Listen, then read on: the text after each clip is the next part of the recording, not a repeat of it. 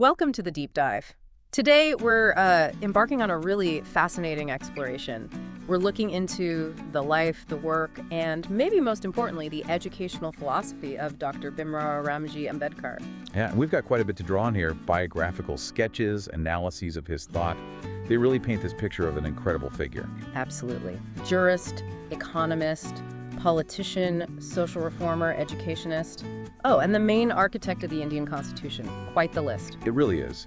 And I think our mission really for this deep dive is to try and get under the skin of his experiences and ideas. Yeah. Beyond just the headlines. Right. Especially how he saw education, how fundamental it was for social change. Exactly. That's the core we want to explore. Okay, so to start unpacking this, let's maybe begin with his early life. It sets the stage for so much. Good idea. He was born in 1891 in Mahau, which is now in Madhya Pradesh. His family was Marathi, considered lower class, untouchable at the time. And the 14th child, that always strikes me, the 14th child of Ramji Maluji Sakpal and Bhimbai Ambedkar. It does. And the family background is, well, it's quite interesting too.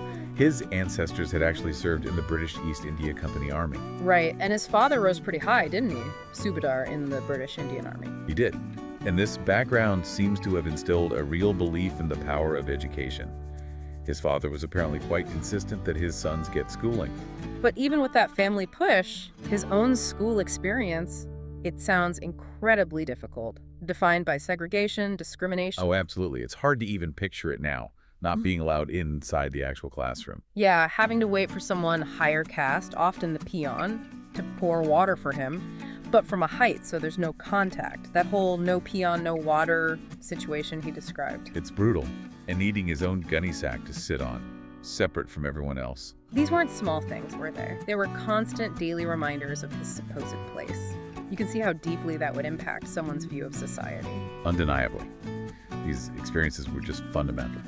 And then, after his father retired around 1894, the family moved to Satara. And not long after that, his mother passed away, which must have added another layer of, well, hardship. So he and his siblings were then raised by a paternal aunt in what sound like pretty tough circumstances. Yeah, very difficult circumstances. It just speaks volumes about his resilience, doesn't it? To push through all of that. It really does. And he didn't just push through, he excelled. Became the first in his community to finish high school. Which was a huge achievement then. Huge. Then he went on to Bombay University, got a BA in economics and politics, and this is where things take a significant turn. Meeting Sayaji Rao III, the Maharaja of Baroda. Ah, yes, the Maharaja. A really key figure here. He was known for being progressive, supporting social reforms, wanting to abolish untouchability.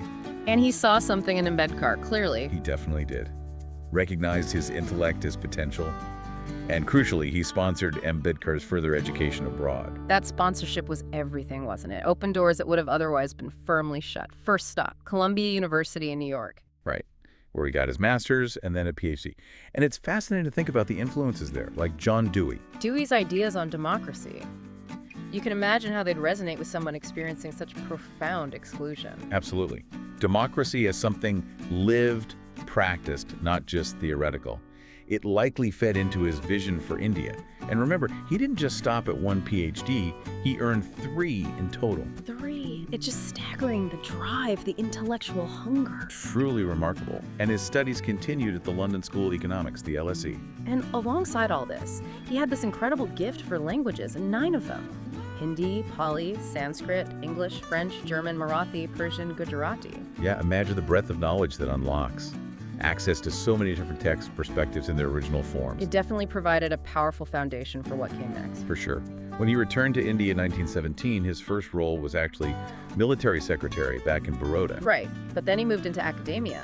Professor, then principal at Sydenham College, Government Law College in Bombay, also a fellow of Bombay University. So he's directly shaping young minds, engaging in that academic sphere. But his impact wasn't just confined to the lecture hall. He was an incredibly prolific writer. Oh, absolutely. Foundational stuff, the problem of the rupee, castes in India, the really famous annihilation of caste. Who are the Shudras, the untouchables, waiting for a visa? The list goes on. The Buddha and his Dhamma, and of course later, the Constitution of India. He covered so much ground. And he knew the importance of reaching a wider audience too, didn't he? Establishing those weekly papers. Yes. Mukanayak, meaning leader of the silent, and Janta, the people, vital platforms for raising awareness, especially among Dalits. Which ties directly into his activism. In 1924, he founded the Bahishkrit Hitakarini Sabha, the Outcast Welfare Association. With that powerful slogan, educate, unite, agitate, really sums up his approach. It does. It was all about promoting that socio-political consciousness, pushing harder for social reform. But it's also worth remembering the personal cost during this time. Yeah, the loss of his wife Ramabai in 1935 after she'd been ill for a long time. That must have been devastating. A huge personal blow. And that same year, 1935, was when he publicly declared his intention to renounce Hinduism and convert, eventually choosing Buddhism later on, a major turning point. Fast forward to 1947, India's independence. His stature by then, well, it was undeniable. Absolutely. He was invited to be India's first law minister in the new Congress-led government, a massive role. And then the really monumental task. Chairman of the Constitution Drafting Committee, appointed August 29, 1947. Can you imagine the weight of that responsibility? Crafting the foundational law for a brand new, incredibly diverse nation emerging from colonial rule. It's immense. He and the committee worked tirelessly. And the result was the Constitution, adopted by the Constituent Assembly on November 26, 1949. His fingerprint is all over that document. His role is just immeasurable, really. Okay, so building on that, let's focus in now specifically on his ideas about education. Because he was deeply unhappy with the system he saw around him, wasn't he? Oh, deeply critical. He saw how it systematically shut out the lower classes, shut out women, how it basically reinforced the existing hierarchies. And he was very clear about the damage that he sorted, denying education to Dalits. He called it mental slavery.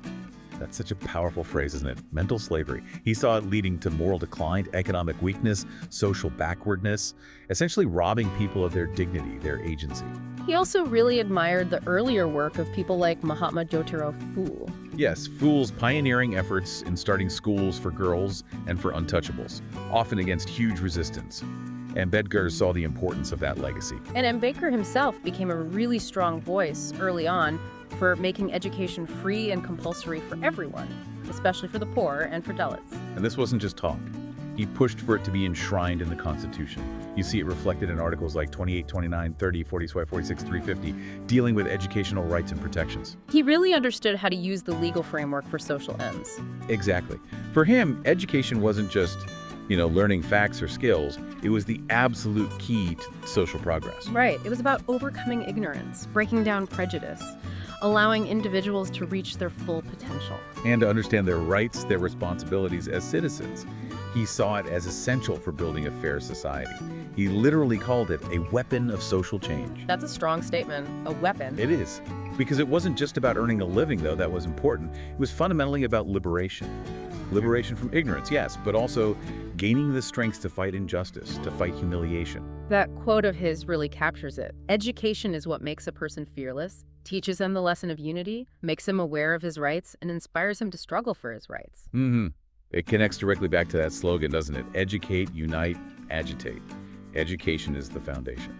So if that's the power he saw in education, what were its specific aims, according to him? Well, his thinking here was quite influenced by Buddhist philosophy, that emphasis on developing morality, not just for individual happiness, but for the good of society as a whole. And given his own experiences, tackling untouchability and that mental slavery he talked about was obviously central. Absolutely. So a key aim was developing mental and intellectual capacities. Critical thinking. Not just accepting things as they are, but examining them, questioning authority. He also really valued curiosity, cultivating that desire to learn, to study things deeply, to always seek the truth. Yes, and developing insight alongside that. The ability to see things clearly, avoid bias, analyze problems rationally, and crucially, developing a scientific temper. A scientific outlook, yeah. He saw education as needing to develop the whole person, their rationality, their conscience, that scientific temper, and their social awareness.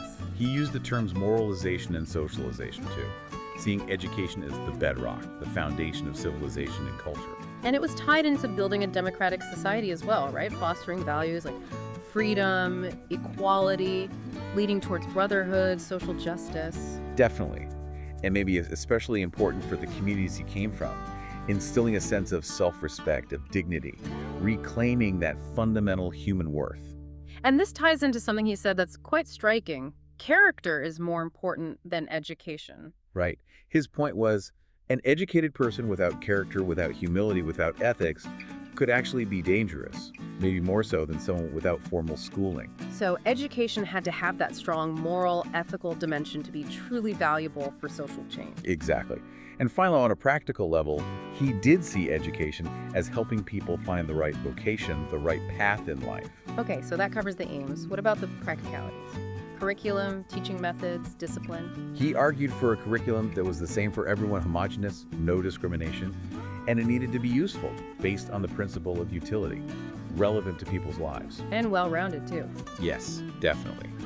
Science and technology were important, but so were language, history, geography, plus physical activities for, harmonious development. And he specifically included moral education and activities to develop values. Did he have views on the language of instruction? Yes, he strongly believed in teaching through the mother tongue. He saw it as the most effective way for children to learn, especially early on. Makes sense. And his idea of discipline is quite interesting, too. Free discipline, he called it. Yeah, the idea wasn't about forcing rules on students from the outside. It was about helping them internalize discipline, motivating them towards their goals because they understood the value. And that kind of self-discipline should carry on beyond school into life. And the teacher's role in all this? Hugely important. He thought a teacher needed to be well-read, a good speaker, experienced, but also critically respectful of students' own thinking. Not just dictating facts. No. Understanding their abilities, acting as a friend, a philosopher, a guide, and crucially, teachers needed to understand the social realities around them and teach without any discrimination, giving everyone an equal chance. Then what did he expect from students? Dedication, basically. Unwavering focus on their education, a constant curiosity, readiness to learn. And he also mentioned paying attention to their health. Right, the whole person. What about the institutions themselves, the schools and colleges? He saw them as needing to be real centers of learning, places for intellectual struggle, for spreading knowledge, focused on shaping individuals. And accessible, presumably. Absolutely. Healthy environments where everyone had the right to education regardless of class, caste, gender. He put special emphasis on primary schools, too, recognizing how deeply those early years shape a child. And he didn't just theorize about this, did he? He was involved in actually setting up institutions. He was. Particularly focusing on providing opportunities for Dalits in Maharashtra, Siddhartha Mahavidyalaya, Malin Mahavidyalaya. These are major institutions he helped establish, putting his philosophy into practice. It's quite a legacy. It's sad to think that even after achieving so much, especially with the Constitution, his later years were marked by ill health. Yeah, the sources mention lack of sleep, chronic pain, neuropathic pain, and diabetes taking a toll after the immense strain of the drafting process. And he passed away in his sleep on December 6, 1956, at his home in Delhi. A relatively early death, really, considering all he might still have done. So wrapping this up, when you look back at this deep dive, what really stands out? For me, it's just the sheer scale of his journey, overcoming such incredible adversity, personally and socially. His intellectual contributions were just immense across so many fields. Yeah. And that unwavering vision of education, not just as learning, but as this fundamental engine for social justice, for equality, that core message, educate, unite, agitate, it still resonates so powerfully today. It really does. Which brings us to a final thought for you, the listener. Think about how Dr. Ambedkar's ideas, that emphasis on critical thinking, on questioning things, on the importance of character alongside knowledge, how do those ideas speak to the challenges, the opportunities we face in our world right now? Now, how can his philosophy maybe help inform our own approach to learning, to engaging with society, to pushing for change? It's a legacy that definitely invites, I think, ongoing reflection. Dr.B.R. Ambedkar, The Modern Revolution. This channel is on a mission, a powerful mission, to raise global awareness about the extraordinary life of Dr. Bhimrao Ramji Ambedkar. His journey wasn't easy. It was filled with struggle, sacrifice, and an unshakable belief in the power of education, equality, and justice.